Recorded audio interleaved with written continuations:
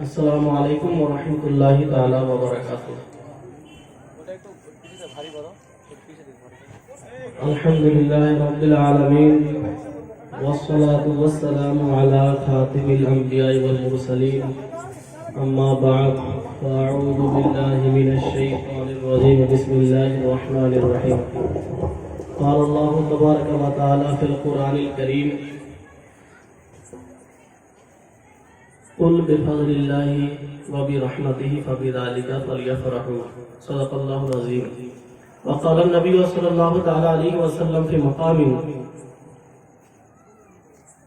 ما من مسلم يسلم علي إلا رد الله عليها روحي حتى أرد عليه السلام. وقال النبي صلى الله تعالى عليه وسلم في مقام: إذا مات الإنسان انقطع عنه عمله إلا من صدقة جارية أو علم ينتفع به أو ولد صالح يدعو له. وقال النبي صلى الله تعالى عليه وسلم في مقام: من صلى علي صلاة واحدة صلى الله عليه عشرة. صدق الله العظيم وصدق رسوله النبي الأمين المتين المعين الكريم. ونحن على ذلك من الشاهدين والشاكرين والحمد لله رب العالمين. যাবতীয় প্রশংসা একমাত্র মহান রব্বুল আলামিনের জন্যই নিবেদিত। তার প্রশংসা লিখে বলে শেষ করা যায়নি ও যাবে না। তাই সকলেই এক বাক্যে কোরআন শরীফের ভাষায় বলুন আলহামদুলিল্লাহি রাব্বিল আলামিন। জোরে বলুন আলহামদুলিল্লাহি রাব্বিল আলামিন। অতঃপর আমার আপনার তথা সারা বিশ্বের নবী জনাবে মুহাম্মদুর রাসূলুল্লাহ সাল্লাল্লাহু তাআলা আলাইহি ওয়াসাল্লামের উপরে অসংখ্য দরুদ শরীফ বর্ষিত হোক, অর্পিত হোক। সকলেই বলুন আল্লাহুম্মা আমিন। বিরাদরানে ইসলাম, আজকে আমাদের ভাগ্য ভালো যে আমরা সকলে কোনো খারাপ জায়গায় উপস্থিত না হয়ে একটি সুন্দর জায়গায় উপস্থিত হয়েছি। আর ইনশাআল্লাহ তাআলা আজকে আমরা একজন আলে নবীর দিদার করব। বলুন সুবহানাল্লাহ। ইনশাআল্লাহ তাআলা এজন্য মনোযোগ দিয়ে আপনারা বক্তাদের বক্তব্য শুনুন। আর আমি বলবো, যিনারা এখনো বাড়িতে আছেন, এদিক ওদিক ঘোরাফেরা করছেন, অযথা এদিক ওদিক সময় নষ্ট না করে জালসায় এসে উপস্থিত হয়ে যায়। কেননা আমরা আজকাল ইসলামিক শিক্ষা থেকে বহু দূরে। যে সমস্ত জিনিস আমাদের জেনে রাখা দরকার, ওই সমস্ত জিনিস থেকে আজ আমরা বহু দূরে। আজকে আমাদের শিক্ষার মাধ্যমে হয়ে গেছে এই জালসা আর মসজিদ। নাহলে আমরা নিজের ছেলেদেরকে মাদ্রাসায় পাঠাই না, নিজেও কোরআন শরীফ পড়তে জানি না, তো আমরা ইসলামিক শিক্ষা পাবো কোথায়? যে সমস্ত ওলামায়ে কেরাম, মুফতিয়ানে কেরাম কিতাব লিখছেন মসলা মশাইল সম্পর্কে, আম্বিয়ে কেরাম, আউলিয়া কেরামদের জীবনী সম্পর্কে, আমরা কিতাবও পাঠ করি না। যখন কিতাব লিখে আমাদের লেখকেরা, তো খুব কম কিতাব বিক্রি হয়। তো পড়াশোনার দিক থেকেও আমরা খুবই দূরে। তো দিনের শিক্ষা আমরা কেমন করে অর্জন করবো? এর মাধ্যমে একটাই হয়ে গেছে শুধু জালসা। আর জালসাতেও আজকাল এরকম পরিস্থিতি যে আমরা ভালোভাবে জালসাতে যাই, কিন্তু জালসা ভালো মতো শুনি না, এদিক ওদিক করে ঘোরাফেরা করে চলে আসি। কিন্তু জালসা শোনার ফজিলত কতটা, আর কোন আলিমের বক্তব্য শোনার ফজিলত কতটা, এটা শুধু আপনাদেরকে আমি শোনাই। হযরত আবু যর গিফারি রাদিয়াল্লাহু তাআলা আনহু, নবী পাক সাল্লাল্লাহু তাআলা আলাইহি ওয়াসাল্লামের একজন বিশিষ্ট সাহাবী, তিনি একটি হাদিস বর্ণনা করেছেন: হুজুরু মাজলিস আলিমিন আফদালু মিন আলফি সালাহ ওয়া ইয়াদাতি আলফ মারিজ ওয়া শুহুদি আলফি জানাজা। অর্থাৎ হযরত আবু যর গিফারি রাদিয়াল্লাহু তাআলা আনহু হতে বর্ণিত, তিনি বলেন যে কোনো আলিমের মজলিসে উপস্থিত হয়ে বক্তব্য শ্রবণ করা, এটা 1000 নফল নামাজ পড়া থেকে উত্তম। বলে সুবহানাল্লাহ। বুঝতে পারছেন? 1000 নফল নামাজ আদায় করতে কতটা সময় লাগে? যারা নামাজ আদায় করেন তারা এটা বুঝতে পারবেন। যে 1000 নফল নামাজ আদায় করতে কতটা সময় লাগে, তারাই এটা অবশ্যই অনুভব করতে পারবেন। এখানে হযরত আবু যর গিফারী রাদিয়াল্লাহু তাআলা আন তিনি বলছেন, কোন আলিমের মজলিসে উপস্থিত হয়ে তার বক্তব্য শ্রবণ করা এটা 1000 নফল নামাজ পড়া থেকে উত্তম। মানে 1000 নফল নামাজ পড়ার যতটা নেকি পাওয়া যায়, কোন আলিমের মজলিসে উপস্থিত হয়ে তার বক্তব্য শ্রবণ করলে 1000 নফল নামাজ থেকেও বেশি নেকি পাওয়া যায়।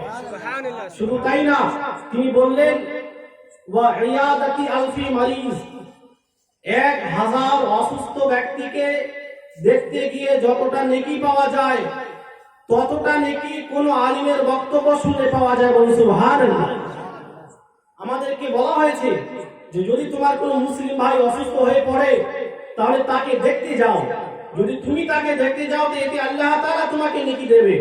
তো 1000 অসুস্থ ব্যক্তিকে দেখতে গেলে বহু নেকি আল্লাহ তাআলা প্রদান করেন। তো কয়েক ঘন্টা যদি কোনো আলিমের বক্তব্য শোনা যায়, তো হযরত আবু যর গিফারী রাদিয়াল্লাহু তাআলা তিনি বলছেন যে 1000 অসুস্থ ব্যক্তিকে দেখতে গেলে যত নেকি পাওয়া যায়, কোন আলিমের বক্তব্য শুনলে আল্লাহ তাআলা ততটা নেকি প্রদান করে দেন। বলে সুবহানাল্লাহ।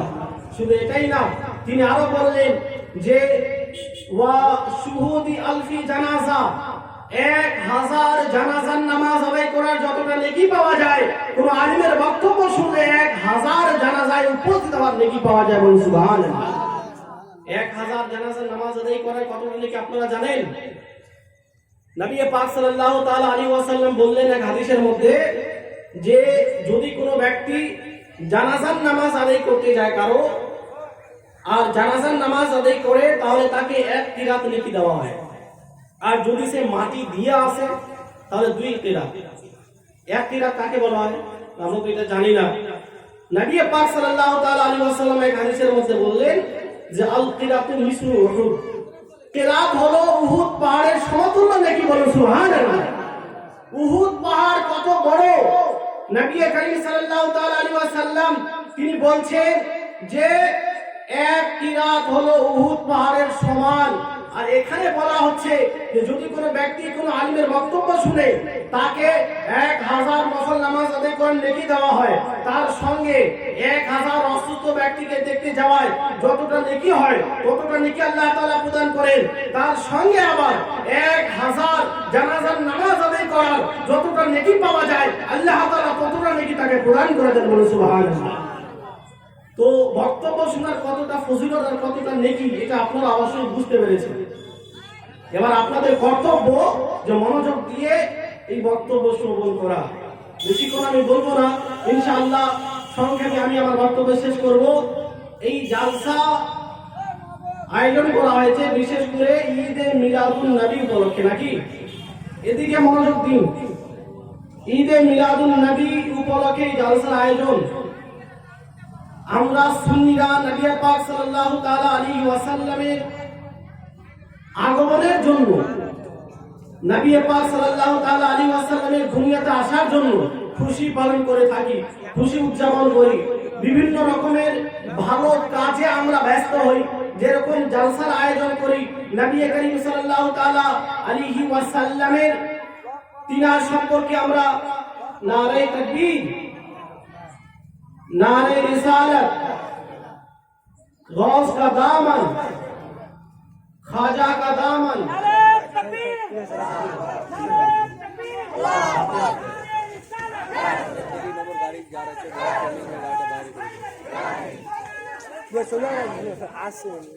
तो আমরা সুন্নিরা বিভিন্ন ভালো কাজে লিপ্ত হই। নবী পাক সাল্লাল্লাহু তাআলা আলাইহি ওয়াসাল্লামের জন্য জালসার আয়োজন করি, নবী পাক সাল্লাল্লাহু তাআলা আলাইহি ওয়াসাল্লামের আলোচনা করি, নবী করিম সাল্লাল্লাহু তাআলা আলাইহি ওয়াসাল্লামের জন্মের জন্য আমরা জুলুস বের করি, মিলাদ ফাতিহা করি, লোকদেরকে আমন্ত্রণ করি, তাদেরকে খাবার খাওয়াই, নিজের বাড়ি ঘর সজ্জিত করি। গাড়িটা কার আছে মানে এখানে দূর করতে পারবেন খালি। আচ্ছা, এই গাড়িটা কার? এখানে সামনে আছে গাড়ি নাম্বার আপনার WB660 জি জি 5436 গাড়ি নাম্বার কার একটু দয়া করে সরিয়ে দেন এখান থেকে।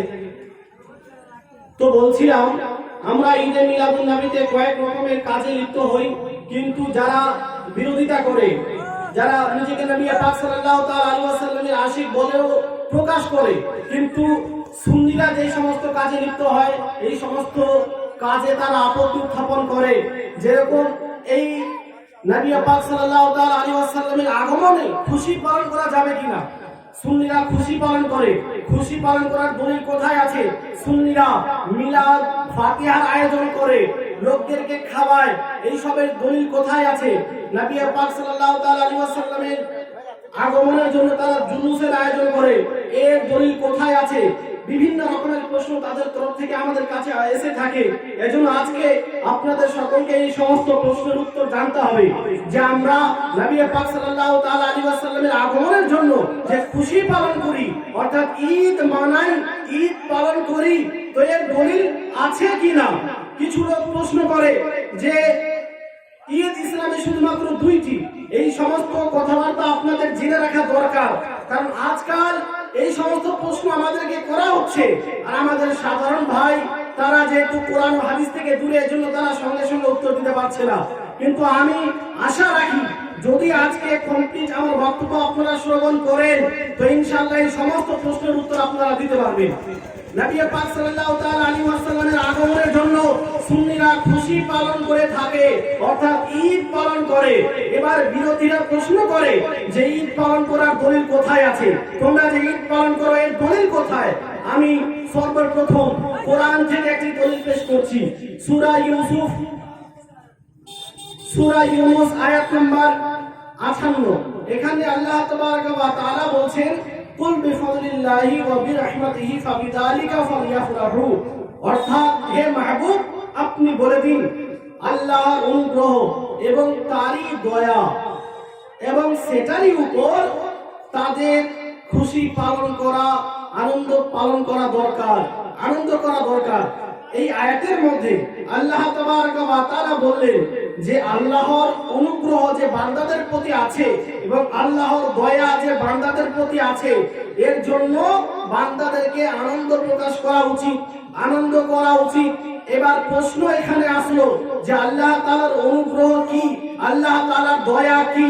এ প্রসঙ্গে বহু রকমের ব্যাখ্যা মুফাসসিরিনে কেরামগণ করেছেন। সর্বপ্রথম একটি ব্যাখ্যা আমি আপনাদের সামনে রাখি।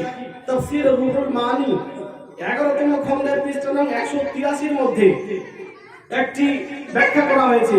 হযরত আব্দুল্লাহ ইবনে আব্বাস রাদিয়াল্লাহু তাআলা আনহু তিনি এই আয়াতের ব্যাখ্যা করছেন যে আল্লাহ তাআলা যে এখানে নিজের অনুগ্রহ বলেছেন, অর্থাৎ আল্লাহর অনুগ্রহ, তো আল্লাহর অনুগ্রহ কি?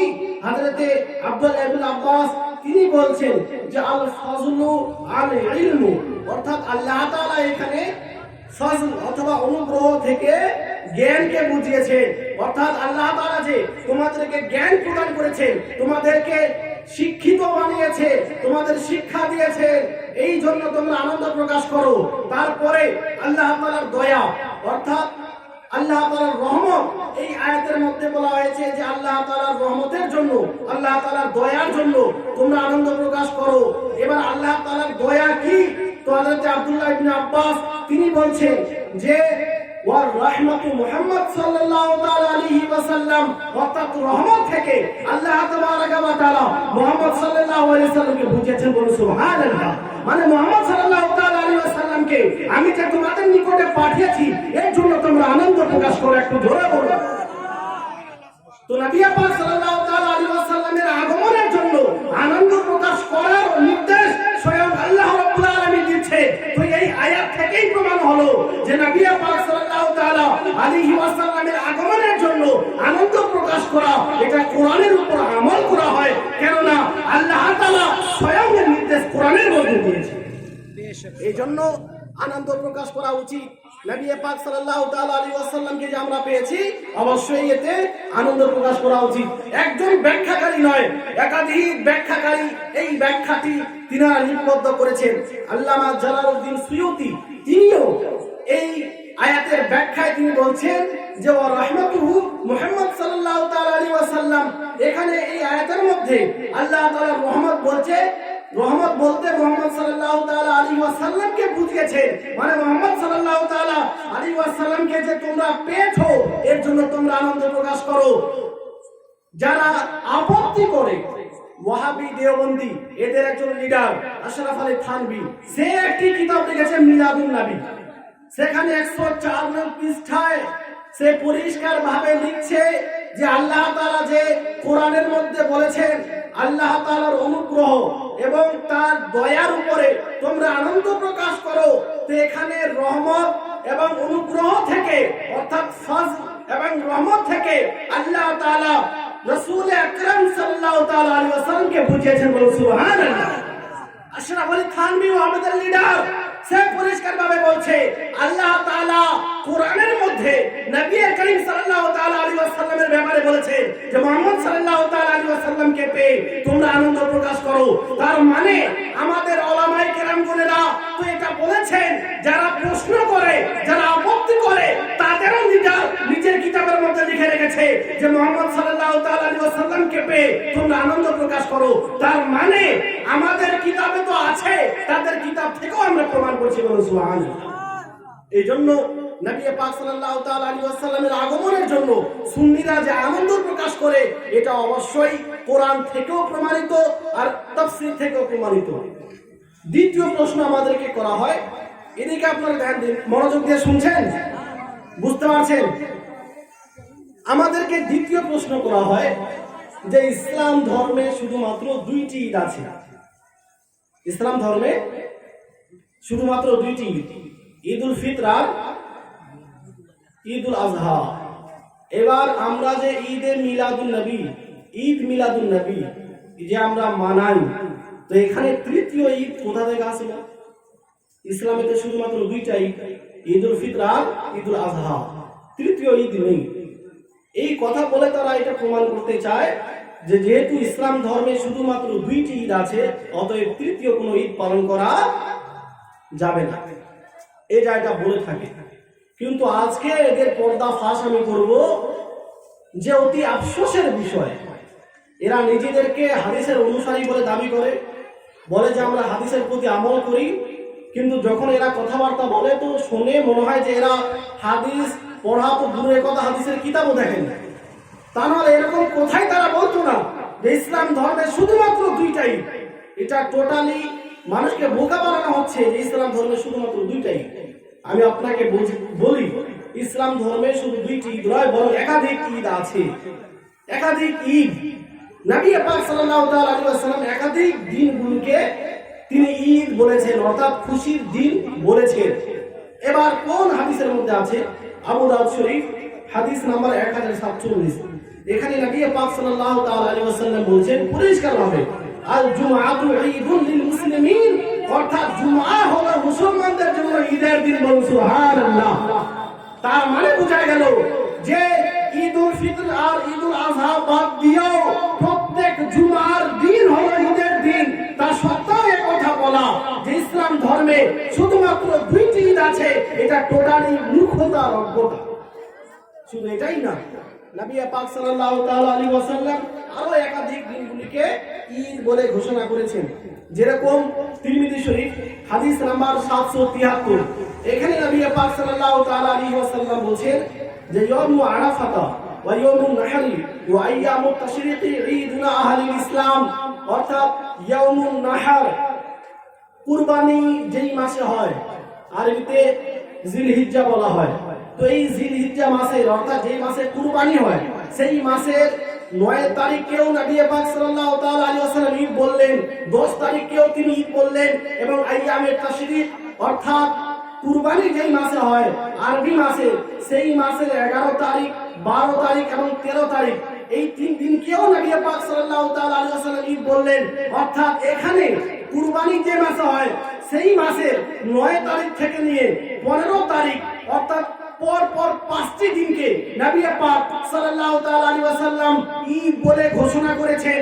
তার মানে বোঝা গেল যে ইসলাম ধর্মে শুধুমাত্র দুইটি ঈদ নেই, বরং একাধিক ঈদ আছে, একাধিক ঈদ আছে। কুরবানি মাসে, কুরবানি যে মাস হয় 9 তারিখ থেকে নিয়ে 15 তারিখকে নবী পাক সাল্লাল্লাহু আলাইহি ওয়াসাল্লাম বললেন ঈদুনা আহলিল ইসলাম, মুসলমানদের জন্য হলো এই সমস্ত দিনগুলি ঈদের দিন। তারপরে এটা কথা বলা যে না ইসলাম ধর্মে শুধুমাত্র 2টি ঈদ আছে, এটা কি সঠিক না ভুল? হ্যাঁ, জোরে বলুন একটু। এটা অবশ্যই ভুল, কেননা নবী পাক সাল্লাল্লাহু তাআলা আলাইহি ওয়াসাল্লাম একাধিক দিনকে ঈদ বলে ঘোষণা করেছেন। এবার প্রশ্ন হচ্ছে যে আমরা যেই দিনটিতে ঈদ পালন করি, নবী পাক সাল্লাল্লাহু আলাইহি ওয়াসাল্লাম যেই রাতে জন্মগ্রহণ করেছেন, আমরা ঈদ পালন করি, এর দলিল কোথায়? তো সর্বপ্রথম আমি কোরআন থেকে দলিল দিয়ে দিয়েছি যে আল্লাহ তাআলা বলেছেন, আমার অনুগ্রহ এবং দয়া পেয়ে তোমরা আনন্দ প্রকাশ করো। নবী পাক সাল্লাল্লাহু তাআলা আলাইহি ওয়াসাল্লামকে আল্লাহ তাআলা দয়া বলে ঘোষণা করেছেন, রহমত বলে ঘোষণা করেছেন। যেরকম আরেক আয়াতের মধ্যে আল্লাহ তাআলা বলেছেন, ওয়ামা আরসালনাকা ইল্লা রাহমাতাল লিল আলামিন, আমি তোমাকে, অর্থাৎ নবী পাক সাল্লাল্লাহু তাআলা আলাইহি ওয়াসাল্লামকে আল্লাহ তাআলা বলছেন, আমি তোমাকে রহমাতুল লিল আলামিন, সমস্ত জগতের জন্য রহমত করে প্রেরণ করেছি। তো নবী পাক সাল্লাল্লাহু তাআলা আলাইহি ওয়াসাল্লাম হলেন রহমত। আর আল্লাহ তাআলা কোরআনের মধ্যে বলেছেন যে আল্লাহ তাআলার রহমতে তোমরা আনন্দ প্রকাশ করো। তার মানে আনন্দ হওয়া, আনন্দ প্রকাশ করা, খুশি পালন করা, খুশি উদযাপন করা, এর হুকুম সরাসরি আল্লাহ তাআলা দিচ্ছেন। এবার উলামায়ে কেরাম বলেন, আল্লামা কাসতালানী রাহমাতুল্লাহি তাআলা আলাইহি, তিনি তো রবিউল আউয়াল মাসটাকেই বলে ঘোষণা করেছেন, বলুন সুবহানাল্লাহ।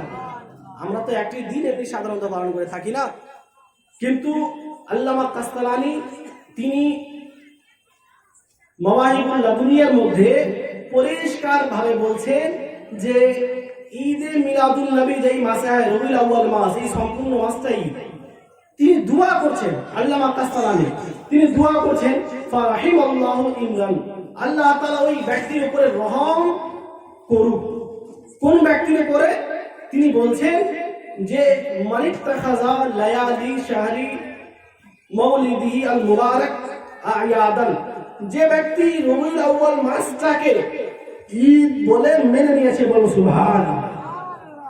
ঈদ বলে সম্পূর্ণ মাসটাকেই যে ব্যক্তি মেনে নিয়েছে, সম্পূর্ণ মাসটাতেই যে ব্যক্তি ঈদ পালন করছে, আল্লাহ তাআলা তার উপর রহম অবতীর্ণ করুক। তার মানে আল্লামা কাসতালানী পরিষ্কারভাবে বলতে চাইছে যে যেই মাসে নবী করিম সাল্লাল্লাহু তাআলা আলাইহি ওয়াসাল্লাম জন্মগ্রহণ করেছেন, সেই সম্পূর্ণ মাসটাই হলো রহমতের মাস, বলুন সুবহানাল্লাহ। শুধু রহমতের মাস না, বরং এটা খুশির মাস, কারণ এই মাসে নবী করিম সাল্লাল্লাহু তাআলা আলাইহি ওয়াসাল্লাম জন্মগ্রহণ করেছেন। তারপরে আমরা সকলেই জানি যে লাইলাতুল কদর, অর্থাৎ রমজান মাসের 27 রাত, 27 রাতকেই উলামায়ে কেরামগণ প্রাধান্য দিয়েছেন। তো এই লাইলাতুল কদর হলো 1000 মাস থেকে উত্তম, এটা তো আপনারা জানেন সকলেই। আল্লাহ তাআলা সূরা কদর আয়াত নম্বর 3 এর মধ্যে বলেছেন, লাইলাতুল কদরি খায়রুম মিন আলফি শাহর, অর্থাৎ লাইলাতুল কদর এটা 1000 মাস থেকেও উত্তম। এবার প্রশ্ন হলো যে লাইলাতুল কদর থেকেও কোন রাত উত্তম আছে কিনা, এর থেকেও মর্যাদাশীল কোন রাত আছে কিনা, এর থেকেও গুরুত্বপূর্ণ রাত আছে কিনা? তো অবশ্যই আছে। উলামায়ে কেরামগণ পরিষ্কারভাবে নিজ নিজ কিতাবের মধ্যে লিখেছেন যে যেই রাত্রিতে নবী করিম সাল্লাল্লাহু তাআলা আলাইহি ওয়াসাল্লাম জন্মগ্রহণ করেছেন, সেই রাত লাইলাতুল কদর থেকে উত্তম, বলুন সুবহানাল্লাহ। কোথায় আছে? আল্লামা কাসতালানী রাহমাতুল্লাহি তাআলা আলাইহি আল মাওয়াহিবুল লাদুনিয়া প্রথম খণ্ড পৃষ্ঠা নং 184 এর মধ্যে তিনি লিখেছেন যে বিআন্না লাইলাতা মাউলিদিহি আফদালু মিন লাইলাতুল কদর, অর্থাৎ নবী করিম সাল্লাল্লাহু তাআলা আলাইহি ওয়াসাল্লাম যেই রাতে জন্মগ্রহণ করেছেন, সেই রাত হলো লাইলাতুল কদর থেকে উত্তম, বলুন সুবহানাল্লাহ। আল্লামা নাবাহানী রাহমাতুল্লাহি তাআলা আলাইহি তিনি আল মাওয়াহিবুল মাহমুদিয়া পৃষ্ঠা নং 173 এর মধ্যে লিখছেন যে লাইলাতু মাউলিদিহি আফদালু মিন লাইলাতুল কদর, যেই রাতে নবী করিম সাল্লাল্লাহু তাআলা আলাইহি ওয়াসাল্লাম জন্মগ্রহণ করেছেন, সেই রাত হলো লাইলাতুল কদর থেকে উত্তম, বলুন সুবহানাল্লাহ। তারপরে ইমাম তাহাবী তিনিও রাদ্দুল মুহতার 11তম খণ্ডে পরিষ্কারভাবে লিখছেন 511 পৃষ্ঠায় যে লাইলাতু মাউলিদিহি আফদালু মিন লাইলাতুল কদর, নবী করিম সাল্লাল্লাহু তাআলা আলাইহি ওয়াসাল্লাম যেই রাত্রিতে জন্মগ্রহণ করেছেন, সেই রাত হলো লাইলাতুল কদর থেকেও উত্তম। শুধু এটাই বলে তিনারা চলে যাননি, বরং এর কারণও উলামায়ে কেরামগণ উল্লেখ করেছে যে কেন লাইলাতুল কদর থেকে এই রাতটি উত্তম, অর্থাৎ যেই রাত্রে নবী করিম সাল্লাল্লাহু তাআলা আলাইহি ওয়াসাল্লাম জন্মগ্রহণ করেছেন, কেন এই রাতটি উত্তম। তিনারা আল্লামা কাসরানী এখানে পরিষ্কারভাবে বলছেন যে লাইলাতুল কদরের মর্তবা, লাইলাতুল কদরের ফজিলত, লাইলাতুল কদরের শান যদি এই জন্য হয় যে ওই রাত্রিতে কোরআন অবতীর্ণ হয়েছে, হ্যাঁ, যদি এই জন্য তার মর্যাদা হয় যে এই রাত্রিতে কোরআন অবতীর্ণ হয়েছে, তো এই রাত্রিতে তো স্বয়ং সাহেবে কোরআন, যার উপরে কোরআন অবতীর্ণ হয়েছে, শেষ হয়ে এই দুনিয়ার এই রাত্রিতে আগমন করেছেন। সুবহানাল্লাহ। তো এদিকে কোরআন, এদিকে সাহেবে কোরআন, এই জন্যই আল্লামা কাসরানী বলছেন যে এই রাতটি বেশি উত্তম। তারপরে তিনি বলছেন লাইলাতুল কদরের মর্যাদা যদি এই জন্য হয় যে এই রাত্রে ফেরেশতাগণের আগমন হয়। সূরা কদরের মধ্যে বলা হয়েছে না, তানাজ্জালুল মালায়েকাতু ওয়ার রূহ, এই লাইলাতুল কদরে ফেরেশতাগণের আগমন হয়। আল্লামা কাসরানী তিনি বলছেন যে লাইলাতুল কদরের মর্যাদা যদি এই জন্য হয় যে এই রাত্রিতে ফেরেশতাগণের আগমন হয়, ফেরেশতাদের আগমন হয়, তো এই রাত্রে তো স্বয়ং ফেরেশতাদের লিডারের আগমন হচ্ছে, তো এই রাত কেন মর্যাদার সভা হয়? এই জন্য অবশ্যই লাইলাতুল কদর থেকে এই রাতটি উত্তম, যে রাত্রে নবী পাক সাল্লাল্লাহু তাআলা আলাইহি ওয়াসাল্লাম জন্মগ্রহণ করেছেন। এবার আমরা এই মিলাদুন নবীতে শিরনির আয়োজন করি, ফাতিহার আয়োজন করি, অনেক জায়গায় মাংসর বিরিয়ানি ইত্যাদির আয়োজন করা হয়, পোলার আয়োজন করা হয়, মানুষদেরকে খাওয়ায়। এর দলিল কোথায় আছে? সবের এই দলিল এরা আমাদের কাছে চায়, কিন্তু এরা কোথাও এটা দেখাতে পারে না যে ঈদ মিলাদুন নবী পালন করা নাজায়েজ বা হারাম। আরে আমরা বলি যে শরীয়তের একটি কায়দা আছে, আল আসলু ফিল আশিয়াই ইবাহা, প্রত্যেক জিনিস আসলে জায়েজ। যদি কোনো নাজায়েজ হয় কোনো জিনিস, তাহলে তার জন্য দলিল পেশ করতে হবে যে এই জিনিসটি নাজায়েজ বা হারাম। তো যদি কোনো জিনিসকে আপনি নাজায়েজ বা হারাম বলছেন, তো তার জন্য দলিলের প্রয়োজন, জায়েজের জন্য কোনো দলিলের প্রয়োজনই নেই। জায়েজের জন্য এতটাই যথেষ্ট যে নিষেধ করা হয়নি শরীয়তে, এতটাই যথেষ্ট। তা সত্ত্বেও এরা দলিল চায়। এবার দলিল শুনুন। নবী পাক সাল্লাল্লাহু তাআলা আলাইহি ওয়াসাল্লামের ব্যাপারে এসেছে যে আপনার সুনানে কুবরা হাদিস নাম্বার 40 9তম খণ্ডের পৃষ্ঠা নম্বর 300, এখানে একটি হাদিস বর্ণিত হয়েছে। আন আনাস রাদিয়াল্লাহু তাআলা আন্না নবী সাল্লাল্লাহু তাআলা আলাইহি ওয়াসাল্লাম আক্কা আন নাফসিহি বা'দা নবুওয়া, নবী পাক সাল্লাল্লাহু তাআলা আলাইহি ওয়াসাল্লাম নবুয়ত প্রকাশ করার পর তিনি নিজের আকীকা করেছিলেন। বলুন সুবহানাল্লাহ। নবুয়ত প্রকাশ করার পর অর্থাৎ 40 বছরের পরে তিনি নিজের আকীকা করেছিলেন। এবার এখানে একটি প্রশ্ন যে নবী পাক সাল্লাল্লাহু তাআলা আলাইহি ওয়াসাল্লামের দাদু আব্দুল মুত্তালিব তিনি কিন্তু আকীকা করে দিয়েছিলেন নবী করিম সাল্লাল্লাহু তাআলা আলাইহি ওয়াসাল্লামের 7ম দিনে তিনি আকীকা করেছিলেন। আপনার তারিখে দিমাশকের মধ্যে একটি হাদিস বর্ণিত হয়েছে যে লাম্মা ওয়ালাদান নবী সাল্লাল্লাহু তাআলা আলাইহি ওয়াসাল্লাম আক্কা আনহু আব্দুল মুত্তালিব, যখন নবী পাক সাল্লাল্লাহু তাআলা আলাইহি ওয়াসাল্লাম জন্মগ্রহণ করলেন, তো 7ম দিনে তার দাদু নবী করিম সাল্লাল্লাহু তাআলা আলাইহি ওয়াসাল্লামের আকীকা দিয়েছিলেন। আর আকীকা দিতে হয়, এই জন্যই তিরমিজি শরীফ হাদিস নাম্বার 1522 এখানে একটা হাদিস বর্ণিত হয়েছে। নবী পাক সাল্লাল্লাহু তাআলা আলাইহি ওয়াসাল্লাম বলেছেন আল গোলামু মুতাহামুন বিআকিকাতিহি ইউসবাহু আনহু ইয়াওমাস সাবিঈ, অর্থাৎ প্রত্যেক সন্তান আকীকার সঙ্গে যুক্ত হয়ে থাকে। তো 7ম দিনে ছেলে মেয়ের দিক থেকে আকীকা করো, কোনো পশু জবাই করো, মানে 7ম দিনে নবী পাক সাল্লাল্লাহু তাআলা আলাইহি ওয়াসাল্লাম আকীকার কথা বলছেন যে আকীকা তোমরা করো। তো হাদিসের মধ্যে যেহেতু এসেছে আকীকা করার কথা, আর আকীকা যদি 7 দিনে হয় তাহলে এটা উত্তম মুস্তাহাব, যদি 7 দিনে না হয় তাহলে 14 দিন 21 দিন যে কোনো সময় করলে হয়ে যাবে, মুস্তাহাব আদায় হয়ে যাবে, সুন্নাত আদায় হয়ে যাবে। তো আকীকা হযরতে আব্দুল মুত্তালিব তিনি করে দিয়েছিলেন নবী পাক সাল্লাল্লাহু তাআলা আলাইহি ওয়াসাল্লামের জন্মগ্রহণ করার 7 দিন পরে। এবার একটি মশলা আছে, সেটা হলো যে একজন মানুষের আকীকা 2 বার হয় না। এটা আপনারা জানেন, একজন মানুষের আকীকা 2 বার হয় না, একবারই আকীকা হয়। তো নবী পাক সাল্লাল্লাহু তাআলা আলাইহি ওয়াসাল্লামের আকিকা যেহেতু তার দাদু করে দিয়েছিলেন সপ্তম দিনে, তো নবী পাক সাল্লাল্লাহু তাআলা আলাইহি ওয়াসাল্লাম পুনরায় আকিকা কেন করলেন? এখানে এটা প্রশ্ন জাগবে কিনা, প্রশ্ন আসবে কিনা? অবশ্যই প্রশ্ন হবে যে আকিকা তো দুইবার হয় না, তো তিনি পুনরায় আকিকা কেন করলেন? তো উলামায়ে কেরামগণরা বললেন যে এটা আকিকা ছিল না, আসলে এটা নিজের জন্মের জন্য মানুষদেরকে নবী পাক সাল্লাল্লাহু তাআলা আলাইহি ওয়াসাল্লাম জন্তু জবাই করে খাইয়েছিলেন। বলুন সুবহানাল্লাহ। এটা আসলে আকিকা ছিল না। নবী পাক সাল্লাল্লাহু তাআলা আলাইহি ওয়াসাল্লাম যে বসেন বসেন আপনারা বসেন। নবী পাক সাল্লাল্লাহু তাআলা আলাইহি ওয়াসাল্লাম যে এই দুনিয়ায় এসেছে নিজের উম্মতীদের কাছে তিনি এসেছেন তো আল্লাহ তাআলার শুকরিয়া আদায় করার জন্য। নবী পাক সাল্লাল্লাহু তাআলা আলাইহি ওয়াসাল্লাম মানুষদেরকে জন্তু জবাই করে খাইয়েছিলেন, এটা প্রকৃত আকিকা ছিল না। নবী পাক সাল্লাল্লাহু তাআলা আলাইহি ওয়াসাল্লাম খুশিতে নিজের আগমনের জন্য নিজের উম্মতীদেরকে, নিজের সাহাবায়ে কেরামদেরকে এই একটি পশু জবাই করে তিনি খাইয়েছিলেন। তো এখান থেকে আল্লামা জালালউদ্দিন সুয়ুতী এই হাদিসের ব্যাখ্যা করে তিনি বলছেন যে আল আকিকাতু লা তুআদু মারাতান সানিয়া, আকিকা দুইবার হয় না।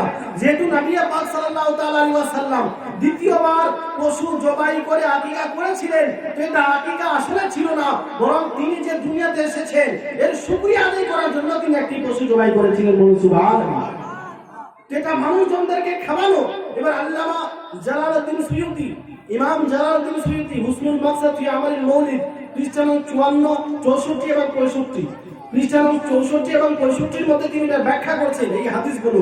তিনি বলছেন যে নবী পাক সাল্লাল্লাহু তাআলা আলাইহি ওয়াসাল্লাম দ্বিতীয়বার আকিকা কেন করেছিলেন? তো তিনি বলছেন আল আকিকাতু লা তুআদু মারাতান সানিয়া, আকিকা দুইবার করা হয় না। নবী পাক সাল্লাল্লাহু তাআলা আলাইহি ওয়াসাল্লাম কেন দ্বিতীয়বার পশু জবাই করেছিলেন? তো তিনি বলছেন ফাআলাহুন নবী সাল্লাল্লাহু তাআলা আলাইহি ওয়াসাল্লাম ইজহারান লিশুকরি আলা ইজাদিল্লাহি তাআলা ইয়াহু, অর্থাৎ নবী পাক সাল্লাল্লাহু তাআলা আলাইহি ওয়াসাল্লাম আল্লাহ তাআলার শুকরিয়া আদায় করার জন্য এই পশু জবাই করেছিলেন। শুকরিয়া আদায় করার জন্য। কেন? যে আল্লাহ তাআলা যে আমাকে দুনিয়াতে পাঠিয়েছেন। তারপরে তিনি আরেকটি কারণ লিখছেন যে ওয়া রাহমাতাল লিল আলামিন, আল্লাহ তাআলা যে নবী পাক সাল্লাল্লাহু তাআলা আলাইহি ওয়াসাল্লামকে রহমাতুল লিল আলামিন করে এই দুনিয়াতে পাঠিয়েছেন, এর জন্য তিনি একটি পশু জবাই করেছিলেন। তারপরে তিনি বলছেন ওয়া তাশরীফান লি উম্মতিহি, নিজের উম্মতের দিকে যে তিনি আগমন করেছেন, নিজের উম্মতের দিকে যে তিনি এসেছেন, এর জন্য তিনি একটি পশু জবাই করেছিলেন। বলুন সুবহানাল্লাহ। নবী পাক সাল্লাল্লাহু তাআলা আলাইহি ওয়াসাল্লাম শুকরিয়া আদায় করার জন্য, নিজের উম্মতীদের কাছে আসার জন্য তিনি আল্লাহ তাআলার শুকরিয়া পালন করছেন একটি পশু জবাই করে। এবার আল্লামা জালালউদ্দিন সুয়ুতী এখান থেকে তিনি ইস্তেখরাজ করতেন, এখান থেকে তিনি এবার মশলা দিচ্ছেন, এখান থেকে তিনি এবার ফতোয়া দিচ্ছেন। তিনি বলছেন লিযালিকা, এই জন্যই ফায়ুস্তাহিব্বু লানা ইজহারুশ শুকরি বিমাউলিদিহি, এই জন্যই অর্থাৎ নবী করিম সাল্লাল্লাহু তাআলা আলাইহি ওয়াসাল্লাম যে পশু জবাই করেছিলেন, এই জন্যই আমাদের জন্যও মুস্তাহাব হলো, আমাদের জন্য উত্তম হলো আমরা যেন আল্লাহ তাআলার শুকরিয়া আদায় করি। কেন? এই জন্য যে আমরা নবী পাক সাল্লাল্লাহু তাআলা আলাইহি ওয়াসাল্লামকে পেয়েছি। বলুন সুবহানাল্লাহ। তারপরে তিনি বলছেন বিইজমাইল ইখওয়ান, এই দিনে তোমরা নিজের বন্ধু বান্ধবদেরকে, নিজের মুসলিম ভাইদেরকে একত্রিত করো। আমরা যে জালসার আয়োজন করি, শেষে বিরিয়ানি, পোলাও ইত্যাদির আয়োজন করি, তো ফতোয়া শুনুন আর দলিল শুনুন। ইমাম জালালউদ্দিন সুয়ুতী কোন ছোট বড় আলিম নন, বিশাল বড় মুহাদ্দিস। সমস্ত ফিরকা, ওয়াহাবি, দেওবন্দি, তাবলিগি জামাত সকলেই তিনাকে সম্মান করেন, সকলেই তিনাকে মান্য করেন, সকলেই তিনাকে মানেন। তিনি বলছেন এই জন্যই আমাদের জন্য মুস্তাহাব হলো ওই দিনে আল্লাহ তাআলার শুকরিয়া আদায় করা, ওই দিনে নিজের বন্ধু বান্ধবদেরকে, নিজের মুসলিম ভাইদেরকে একত্রিত করা, ওই তাআমিত তাআম, এবং তাদেরকে খাবার খাওয়ানো। বলুন সুবহানাল্লাহ। অর্থাৎ এই খাবার খাওয়ানো হলো মুস্তাহাব। কেন? নবী করিম সাল্লাল্লাহু তাআলা আলাইহি ওয়াসাল্লাম তিনি নিজে পশু জবাই করে নিজের উম্মতদেরকে খাইয়েছেন। তারপরে ইমাম জালালউদ্দিন সুয়ুতী তিনি বলছেন ওয়াফি উজুহিল কুরবাত, এবং অন্যান্য নেকির কাজ তোমরা করো এই দিনে। এই সময়ে যখন নবী পাক সাল্লাল্লাহু তাআলা আলাইহি ওয়াসাল্লাম জন্মগ্রহণ করেছেন, তো তোমরা বিভিন্ন রকমের নেকির কাজ করো, দরুদ শরীফ বেশি করে পাঠ করো, কারণ দরুদ শরীফের ফজিলত খুব বেশি। কয়েকটি হাদিস শোনাই দুরূদ শরীফের কথা যেহেতু আসলো।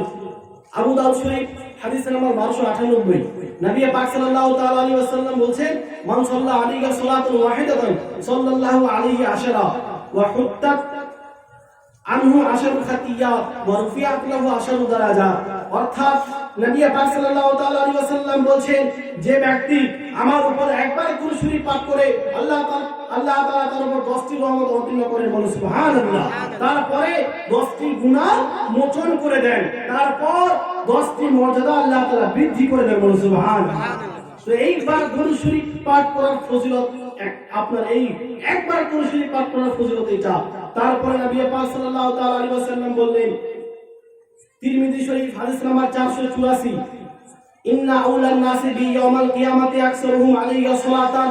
কিয়ামতের দিন ওই ব্যক্তি সবচেয়ে বেশি আমার নিকটে থাকবে যে ব্যক্তি দুনিয়াতে সবচেয়ে বেশি আমার উপরে দুরূদ শরীফ পাঠ করবে, বলুন সুবহানাল্লাহ। তারপরে নবী পাক সাল্লাল্লাহু তাআলা আলাইহি ওয়াসাল্লাম বলেন, ইবনে মাজাহ শরীফ হাদিস নাম্বার 908, নবী পাক সাল্লাল্লাহু তাআলা আলাইহি ওয়াসাল্লাম বলেন, মান নাসিয়া আলাইয়া সালাতা নাসিয়া তরিকাল জান্নাহ। যে ব্যক্তি আমার উপর দরুদ পড়া ভুলে গেল সে ব্যক্তি জান্নাতের রাস্তা ভুলে গেল। কত বড় কথা! দরুদ পড়া ভুলে গেলে জান্নাতের রাস্তায় ওই ব্যক্তি ভুলে যায়। এই জন্য দরুদ শরীফের ফজিলত খুব বেশি। একবার সকলে দরুদ শরীফ পাঠ করুন, আল্লাহুম্মা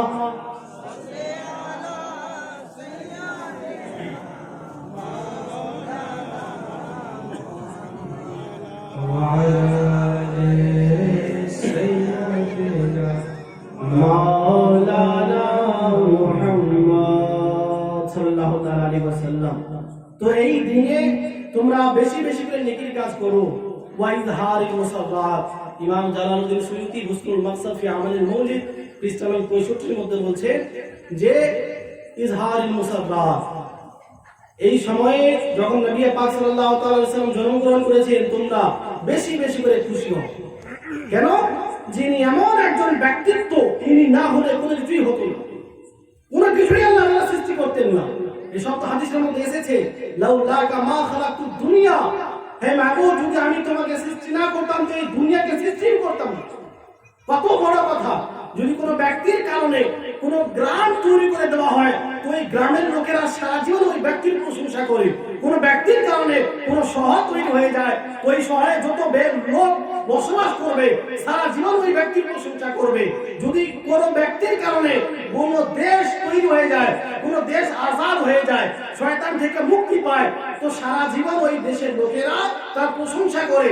তো যার জন্য গোটা পৃথিবীকে আল্লাহ তাআলা সৃষ্টি করেছেন তার ব্যাপারে আপনার ধারণা কি?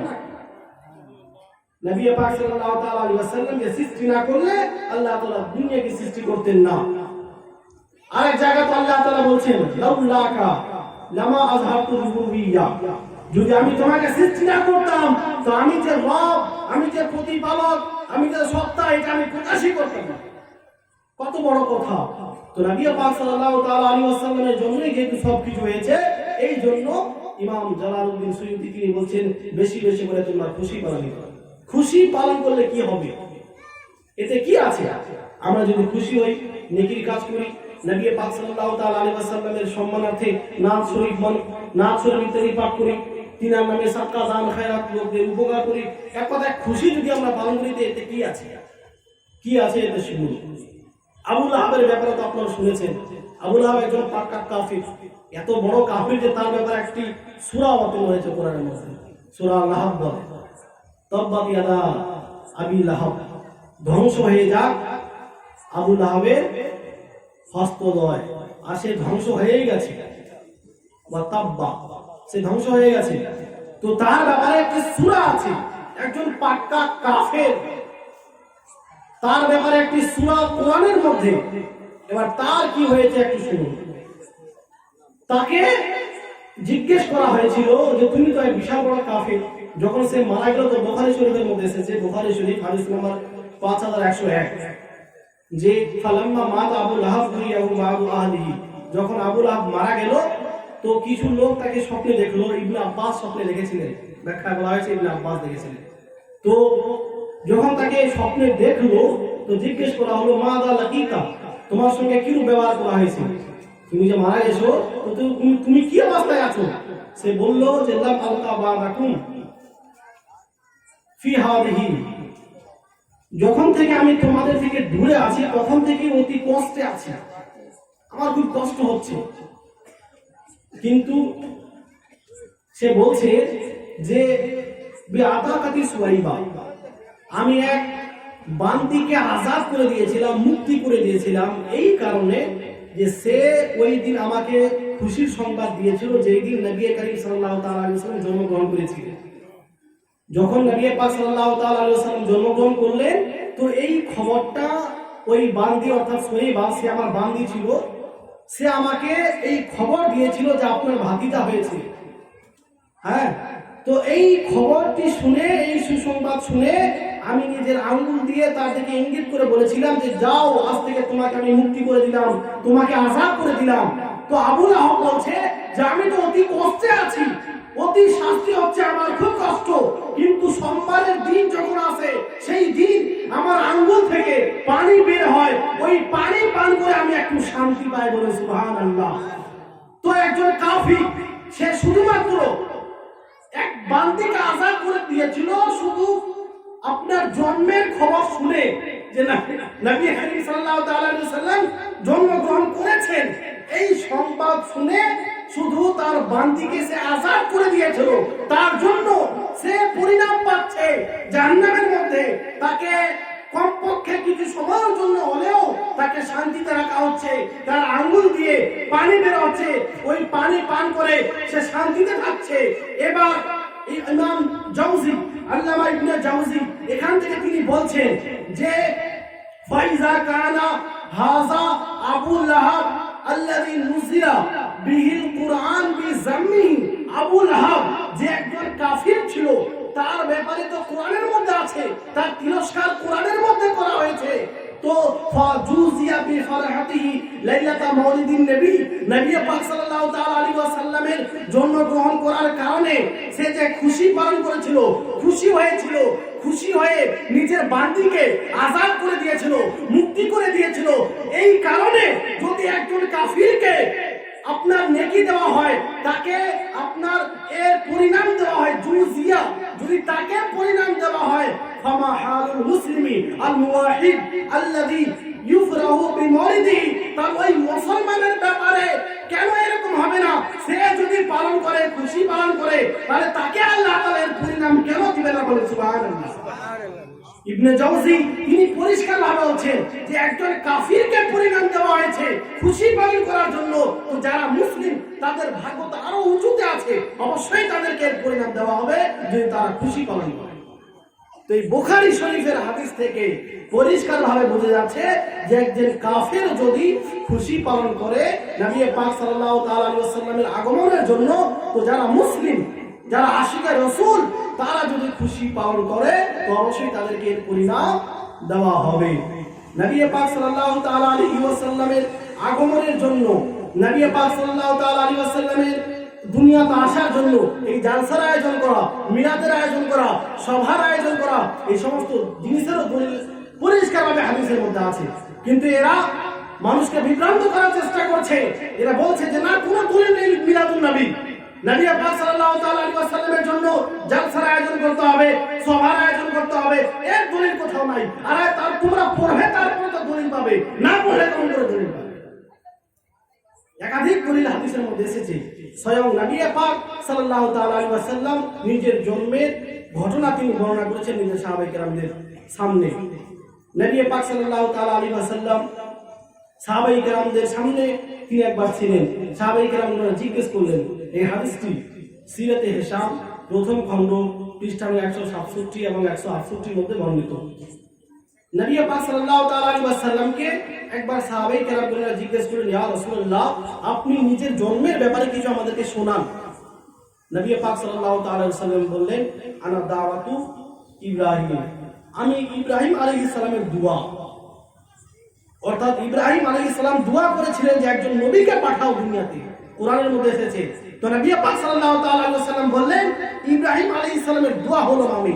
তারপরে ওয়া বুশরা আখি ঈসা, ঈসা আলাইহিস সালামের সুসংবাদ ঈসা আলাইহিস সালাম যে সুসংবাদ দিয়েছিলেন যে মুবাশশিরাম বির রাসূলিন ইয়াতি মিন বাদিহি ইসমুহু আহমদ, আমি এক রাসূলের সুসংবাদ দিচ্ছি তোমাদেরকে যে আমার পরে আসবে আর তার নাম আহমদ হবে। বলুন সুবহানাল্লাহ। হযরত ঈসা আলাইহিস সালাম পূর্বেই বলে দিয়েছিলেন আমার পরে এক নবী আসবে তার নাম আহমদ হবে। এই জন্যই নবী পাক সাল্লাল্লাহু তাআলা আলাইহি ওয়াসাল্লাম বললেন যে ঈসা আলাইহিস সালামের সুসংবাদ, তিনি যে সুসংবাদ দিয়েছিলেন আমি সেই সুসংবাদ, আমি হলাম আহমদ। তারপর নবী পাক সাল্লাল্লাহু তাআলা আলাইহি ওয়াসাল্লাম বললেন যে ওয়ারাআত হিনা হামালাত বি লাহা উম্মি কুসুরুস সাম, আমি যখন আমার মায়ের গর্ভে ছিলাম তো এই গর্ভে থাকার কারণে আদা আল্লাহা কুসুরুস শাম, আমার মা ওই শাম দেশের অট্টালিকা গুলো দেখে নিয়েছিলেন। বলুন সুবহানাল্লাহ। মানে এত উজ্জ্বল হয়েছিল, আমি যখন আমার মায়ের গর্ভে এসেছিলাম তো শাম দেশ এত উজ্জ্বল হয়েছিল যে শাম দেশের যে বড় বড় অট্টালিকা ছিল, বড় বড় বিল্ডিং ছিল, বড় বড় ঘর ছিল, ওই সমস্ত ঘর পর্যন্ত আমার মা দেখে নিয়েছিলেন। আমি এখানে বলতে চাই যে মক্কা থেকে শাম দেশ প্রায় 2000 কিলোমিটার দূরে আছে। আপনি ম্যাপ চেক করুন, প্রায় 2000 কিলোমিটার মক্কা থেকে শাম দেশ।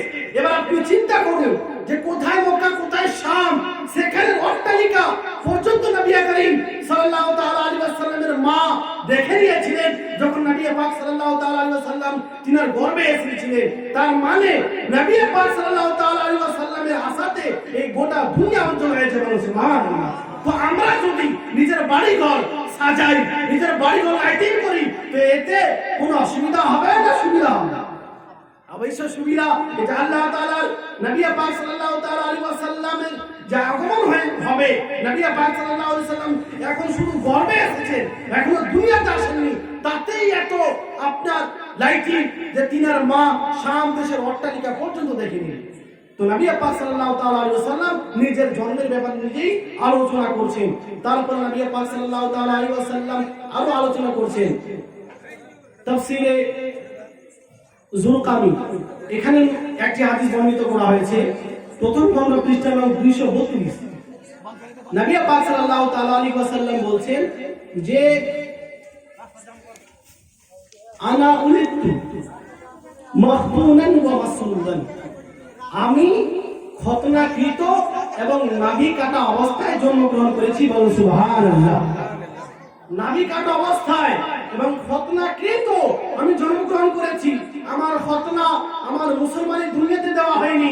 আমি যখন জন্মগ্রহণ করেছিলাম তখন আমার খতনা দেওয়াই ছিল, এবং যখন জন্মগ্রহণ করেছিলাম তো আমার নাভিও কেউ কাটেনি, নাভিও আমার কাটেছে। সাধারণ যেই সমস্ত সন্তান, যে সমস্ত ছেলেরা জন্মগ্রহণ করে তো তাদের খতনাও হয় না, তাদের নাভিও কাটা থাকে না। কিন্তু নবী পাক সাল্লাল্লাহু তাআলা আলাইহি ওয়াসাল্লামের মুজিজা দেখুন যে তিনি যখন জন্মগ্রহণ করলেন তার নাভিও কাটা ছিল এবং আপনার কি বলে খতনা দেওয়া ছিল। তো নবী পাক সাল্লাল্লাহু তাআলা আলাইহি ওয়াসাল্লাম নিজের জন্ম সম্পর্কে তিনি নিজে সাহাবায়ে কেরামদের সামনে আলোচনা রেখেছেন। সাহাবায়ে কেরামেরাও নবী পাক সাল্লাল্লাহু তাআলা আলাইহি ওয়াসাল্লামের আগমনের জন্য তিনারা জালসার আয়োজন করেছিলেন। কে বলে যে হাদিসে কোনো কিছু দলিল নাই? আপনি পড়বেন তারপরে পাবেন, না পড়লে কিছুই পাবেন না। কিছু লোক দুশমনীতেও জানা সত্ত্বেও লুকিয়ে রাখে যে নবী পাক সাল্লাল্লাহু তাআলা আলাইহি ওয়াসাল্লামের মান সম্মান প্রকাশ হবে মানুষের সামনে, এটা তো বলা যাবে না। আমরা তো নবী পাক সাল্লাল্লাহু তাআলা আলাইহি ওয়াসাল্লামের দুশমন। কিছু লোক এরকম আছে নবী পাক সাল্লাল্লাহু তাআলা আলাইহি ওয়াসাল্লামের সঙ্গে দুশমনী তারা রাখে, এই জন্য এই সমস্ত হাদিস মানুষের সামনে উল্লেখ করে না, আলোচনা করে না। আপনি উঠান মুসলিম শরীফ হাদিস নাম্বার 5750। নবী পাক সাল্লাল্লাহু তাআলা আলাইহি ওয়াসাল্লাম মসজিদে নববী থেকে তিনি বের হলেন আর দেখলেন কি যে সাহাবায়ে কেরামগণেরা একটি জালসার আয়োজন করেছেন। তিনারা সকলেই বসে আলোচনা করছেন। নবী পাক সাল্লাল্লাহু তাআলা আলাইহি ওয়াসাল্লাম দেখে জিজ্ঞেস করলেন, মা আজলাসাকুম হাউনা, তোমরা এই জায়গাতে কেন বসে আছো? এইদিকে শুনুন, এদিকে শুনুন, এইদিকে ধ্যান দিন। তো নবী পাক সাল্লাল্লাহু আলাইহি ওয়াসাল্লাম জিজ্ঞেস করলেন, তোমরা এখানে বসে কেন আছো? সাহাবায়ে কেরামগণেরা বললেন যে জালাসনা নাসকুরুল্লাহ ওয়া নাহমাদুহু আলা মা হাদানাল ইসলাম, আমরা এই জন্য এখানে জালসার আয়োজন করেছি এই জন্য বসে আছি যেন আল্লাহ তাআলা জিকির করি, তার হামদ ও সানা করি। আল্লাহ তাআলা যে আমাদেরকে ইসলাম ধর্ম দিয়েছেন, আমাদেরকে যে মুসলমান বানিয়েছেন, এই জন্য আমরা এই জালসার আয়োজন করেছি। বলুন সুবহানাল্লাহ। সুবহানাল্লাহ। শুকরিয়া আদায় করছি, আল্লাহ তাআলার হামদ ও সানা করছি যে আমরা মুসলমান, আমরা ইসলাম ধর্ম গ্রহণ করেছি। শুধুমাত্র এটাই ধর্ম নাজাত প্রাপ্ত, অন্য কোনো ধর্ম নেই। এই জন্য যেহেতু আমরা মুসলিম হতে পেরেছি, আল্লাহ তাআলা আমাদের হেদায়েত দিয়েছেন, এই জন্য এই জালসার আয়োজন করেছি। এটা একটি কারণ সাহাবায়ে কেরামরা উল্লেখ করলেন। দ্বিতীয় কারণ সাহাবায়ে কেরামরা বললেন যে ওয়া মান্না বিকা আলাইনা, আপনি যে আমাদের কাছে আগমন করেছেন, এই জন্য আমরা জালসার আয়োজন করেছি। বলুন সুবহানাল্লাহ। আপনি যে এসেছেন আমাদের নিকটে, আপনাকে যে আমরা পেয়েছি, আপনাকে পেয়ে খুশিতে আমরা এই জালসার আয়োজন করেছি। নবী পাক সাল্লাল্লাহু তাআলা আলাইহি ওয়াসাল্লাম তাদের কাছে কসম নিলেন যে আল্লাহি মা আদরাসাকুম ইল্লা যালিক, তোমরা আল্লাহর কসম খেয়ে বলো তো যে এই জন্যই তোমরা এখানে জালসার আয়োজন করেছো। সাহাবায়ে কেরামরা বললেন যে ওয়াল্লাহি মা জালাসনা ইল্লা যালিকা, অর্থাৎ আল্লাহর কসম করে বলছি আমরা এই জন্যই এখানে জালসার আয়োজন করেছি, যে কারণগুলি আমরা আপনাকে বললাম। নবী পাক সাল্লাল্লাহু তাআলা আলাইহি ওয়াসাল্লাম বললেন আমা লাম আস্তাহলিফকুম তুহমাতান ওয়ালাকিন আতানি জিবরিল ফাআখবারানি আল্লাহু ইউবাহি বিকুমুল মালায়েকা, অর্থাৎ আমি তোমাদেরকে মিথ্যা ভেবে তোমাদের কাছে কসম নিইনি। আমি এটা ভাবিনি যে তোমরা মিথ্যা কথা বলছো, আমি তো জানি তোমরা সত্য কথাই বলছো। আমি তোমাদের ভুল ভেবে কসম নিইনি, কিন্তু যেটা ক্লিয়ার হয়ে যায়, এরপরে যারা আসবে তারা যেন ভালোভাবে বুঝে নেয় যে তোমরা জালসা কেন আয়োজন করেছো। এই কথাটি কঠোর করার জন্য, এই কথাটিকে শক্ত করার জন্য আমি তোমাদের কাছে কসম নিলাম।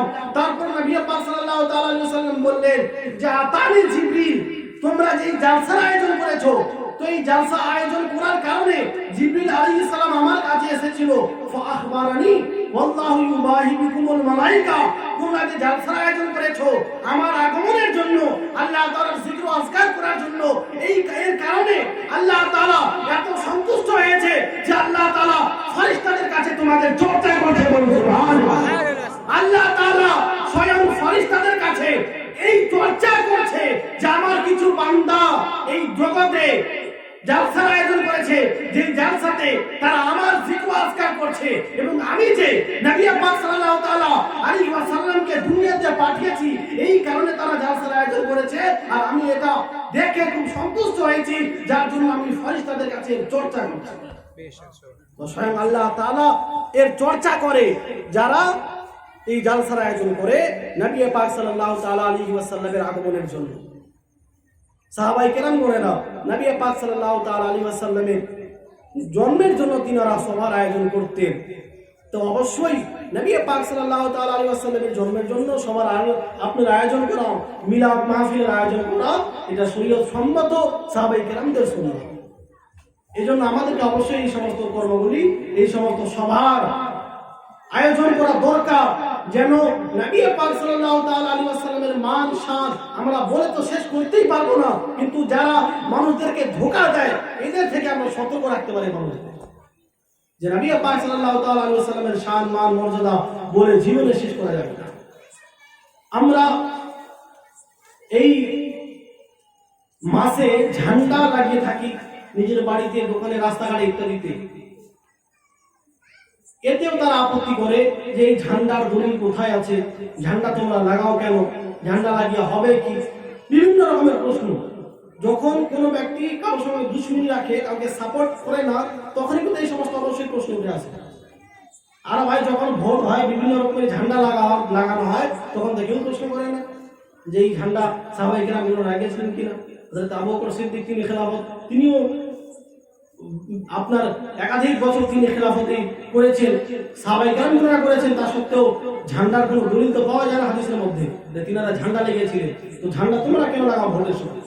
তো ভোটের সময় আসে আর মানুষ নিজের বাড়িতে, দোকানে, রাস্তাঘাটে ঝান্ডা লাগায়, যে পার্টিকে সে সমর্থন করে, তখন কারো প্রশ্ন উঠে আসে না।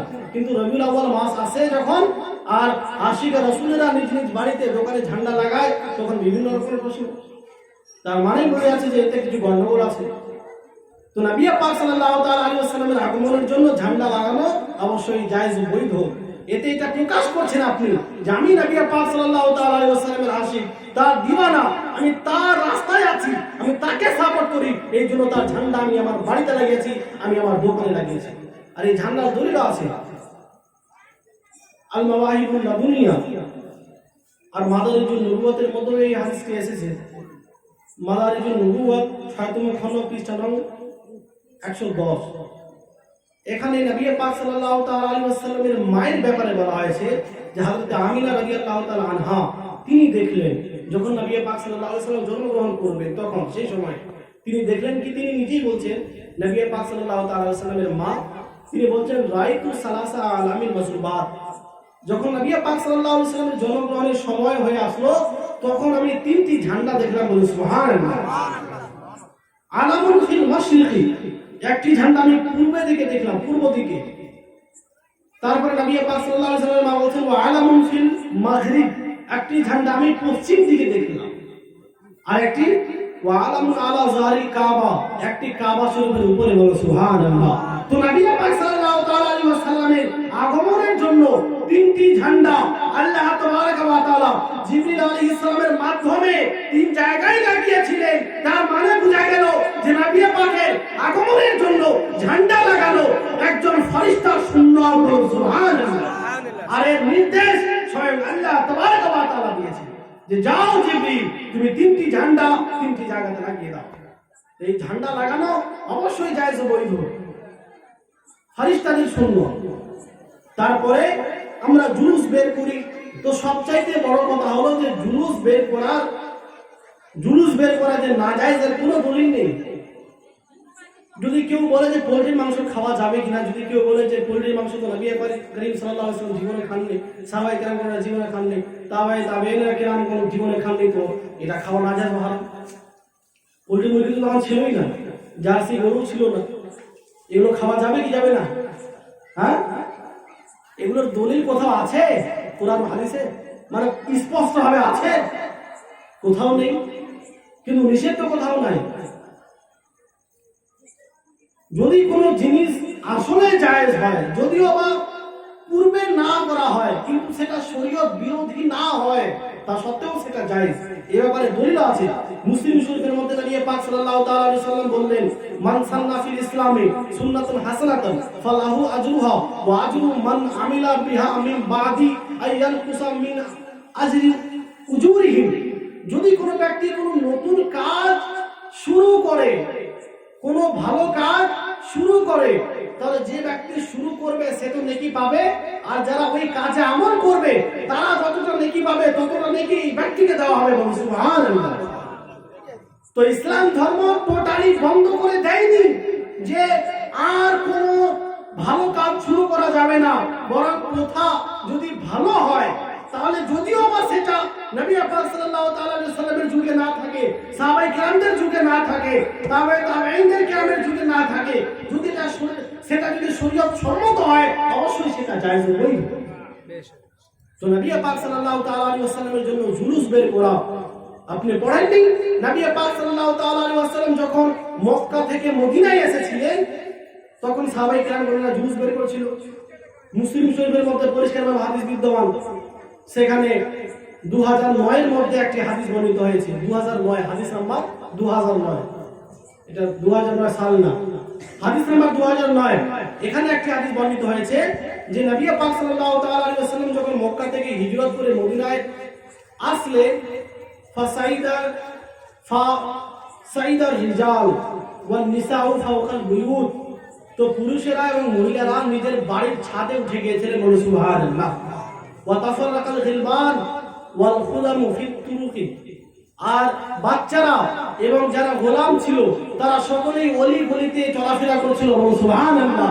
আর নারা লাগাচ্ছিল ইয়া মুহাম্মদ ইয়া রাসূলুল্লাহ, ইয়া মুহাম্মদ ইয়া রাসূলুল্লাহ, ইয়া মুহাম্মদ ইয়া রাসূলুল্লাহ। অর্থাৎ নবী করিম সাল্লাল্লাহু তাআলা আলাইহি ওয়াসাল্লামের আগমন যে ঘটছে এই মদিনা শরীফে, এই জন্য সমস্ত বাচ্চা কাচ্চারা মানুষেরা নবী পাক সাল্লাল্লাহু তাআলা আলাইহি ওয়াসাল্লামের সম্মানার্থে জুলুস বের করেছিলেন যে আজকে মক্কা থেকে মদিনায় রাসূলের সরদারের আগমন হচ্ছে, নবীগণের সরদারের আগমন হচ্ছে, যার কারণে আমরা সকলে ইস্তেকবার ইস্তেকবাল করছি, বলুন সুবহানাল্লাহ। তো এই জুলুস বের করা এটা অবশ্যই জায়েজ ও বৈধ, আর এটা শরীয়ত সম্মত। মিলাদুন নবী এটা তো আমরা জন্মের পরে পালন করছি। আজকে আপনাদের একটি ঘটনা শোনাবো কয়েক মিনিটের মধ্যেই। এই ঘটনা বলে শেষ করব। আমরা তো জন্ম হয়েছি প্রায় 1450-1500 বছর পর, এখন আমরা মিলাদ পালন করছি, ঈদ পালন করছি। আপনি কি জানেন যে নবী পাক সাল্লাল্লাহু তাআলা আলাইহি ওয়াসাল্লামের জন্মের 1000 বছর পূর্বে দুনিয়াতে কিছু লোক ছিল, তারা নবী পাক সাল্লাল্লাহু আলাইহি ওয়াসাল্লামের জন্মের জন্য খুশি পালন করেছে, মিলাদুন নবী তারা পালন করেছে। হয়তো এই ঘটনা শুনেন, অতি সংক্ষেপে আমি বলে শেষ করব। উমদাতুল কারি শারহে বুখারী, এখানে একটি ঘটনা আল্লামা আইনি রাহমাতুল্লাহি তাআলা আলাইহি লিপিবদ্ধ করেছেন যে নবী পাক সাল্লাল্লাহু তাআলা আলাইহি ওয়াসাল্লাম যখন মক্কা থেকে মদিনায় আসলেন, তো মদিনাবাসীদের মধ্যে মতভেদ হয়ে গেল যে নবী পাক সাল্লাল্লাহু আলাইহি ওয়াসাল্লাম কার বাড়িতে থাকবেন। সকলেই চাইছে যে আমি নিজের বাড়িতে রাখবো, ওই বলছে যে আমি রাখবো, ওই বলছে আমি রাখবো। সবাই নিজের বাড়িতে রাখার জন্য ইচ্ছা করছে, সবাই বলছে যে আমার বাড়িতে নবী পাক সাল্লাল্লাহু আলাইহি ওয়াসাল্লাম থাকবে। শেষে ফয়সালা হলো যে নবী পাক সাল্লাল্লাহু তাআলা আলাইহি ওয়াসাল্লাম যেই উটের মধ্যে আসবেন, সেই উট যেই বাড়ির সামনে দাঁড়াবে, সেই বাড়িতেই নবী পাক সাল্লাল্লাহু আলাইহি ওয়াসাল্লাম থাকবে। এবার নবী পাক সাল্লাল্লাহু তাআলা আলাইহি ওয়াসাল্লাম যখন আসলেন, মদিনা শরীফে প্রবেশ করলেন, তো হযরতে আবু আইয়ুব আনসারী রাদিয়াল্লাহু তাআলা তিনার বাড়ির সামনে ওই উট দাঁড়ালেন, সুবহানাল্লাহ। এবার যখন উট বসে গেল হযরত আবু আইয়ুব আনসারীর বাড়ির কাছে, তো এক ব্যক্তি সে ওই উটকে উঠার চেষ্টা করল, মানে একটু পা দিয়ে সরিয়ে দিতে চাইলো যেন উঠে আমার বাড়ির সামনে বসে যায়। হযরত আবু আইয়ুব আনসারী তিনি বললেন, লাউলা ইসলাম লা আদরাকতু বিসাইফ, যদি ইসলাম আমাকে অনুমতি দিত তো এই কাজ করার জন্য আমি তোমার গর্দান উঠিয়ে দিতাম। কত বড় আশিক রাসূল দেখেন। হযরত আবু আইয়ুব আনসারী তিনি সন্তুষ্ট, খুশি যে আমার বাড়িতে নবী পাক সাল্লাল্লাহু আলাইহি ওয়াসাল্লাম থাকবেন, আমার বাড়ির সামনে উট বসেছে, আর তুমি উটকে উঠানোর চেষ্টা করছো, মানে আমার বাড়ি থেকে নিয়ে যাওয়ার চেষ্টা করছো। তো ইসলাম যদি অনুমতি দিত তো এই কাজ করার কারণে আমি তোমার গর্দান মেরে দিতাম। এবার ব্যাখ্যাকারীরা ব্যাখ্যা করলেন যে হযরত আবু আইয়ুব আনসারীর বাড়িতেই কেন উট বসলেন, আরো অন্যান্য বাড়ি ছিল আশেপাশে, ওই বাড়িগুলোতে কেন বসলো না উট।